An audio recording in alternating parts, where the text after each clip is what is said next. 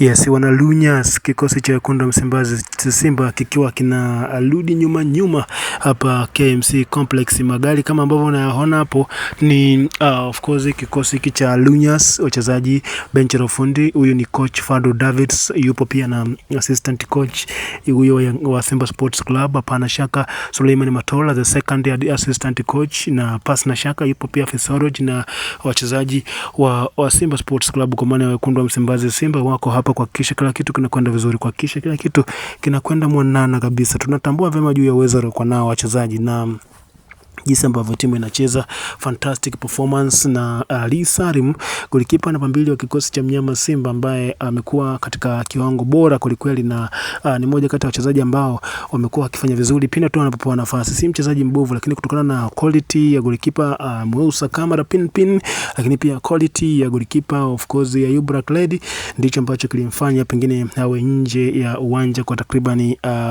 mechi nyingi sana, ambapo hajapewa nafasi ya kuaminika. Na Malaundi tunamwona katika kikosi cha wekundu wa Msimbazi Simba akiwa katika performance bora sana. Na huyu ni Spia Jihara, ni Hamza ambaye amekuwa katika nafasi nzuri, amekuwa katika kiwango bora ndani ya wekundu wa Msimbazi Simba, akihudumu katika beki ya kati na anafanya kazi nzuri akishirikiana na Che Fondo Maron.